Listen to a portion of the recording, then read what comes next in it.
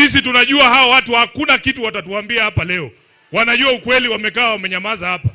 Leo ni tarehe 30 mwezi wa 12 mwaka 2025. Kwa sababu mimi bado ni katibu mkuu wa chama, mimi bado ndio msemaji wa ODM. Nataka kwa niaba ya chama cha ODM ni kuombe msamaha kwa matusi ambayo unaelekezewa na baadhi ya viongozi wa ODM ambao wamesahau kazi ambayo ulifanya kumsaidia baba awe rais. Sisi Waluya huwa tunasema mjinga akishiba anachoma siaki, anachoma gala.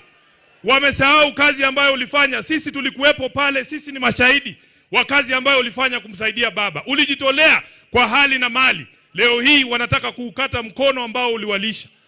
Kwa niaba ya chama kizima cha ODM, kwa sababu chama kinabeba wenye akili na washenzi, nataka kwa niaba ya wale washenzi niseme pole kwa matusi ambayo unaelekezewa.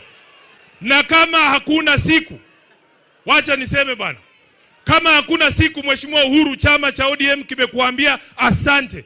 Leo nataka niseme kama katibu mkuu wa chama cha ODM, asante kwa kumshikilia baba. Baba Raila Amolo Odinga alikuwa anatuambia kila siku, wewe ni baadhi ya rafiki zake wachache ambao walikuwa wa kweli.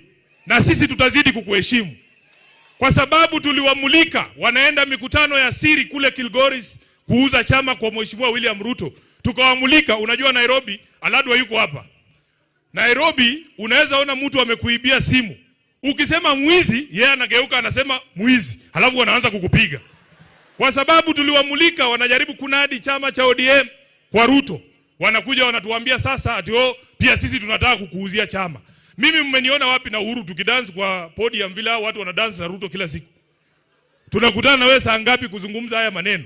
Na mimi nataka niseme ODM ni chama cha makabila yote. Hata Waluya wako ndani ya ODM, Wamijikenda wako ndani ya ODM, Wasomali wako ndani ya ODM. Hiyo si chama ya mtu binafsi. Na kwa sababu ni chama cha kitaifa, uamuzi wowote ambao utatolewa lazima utolewe baada ya mazungumzo na kila mtu ambaye anajiita mwana ODM.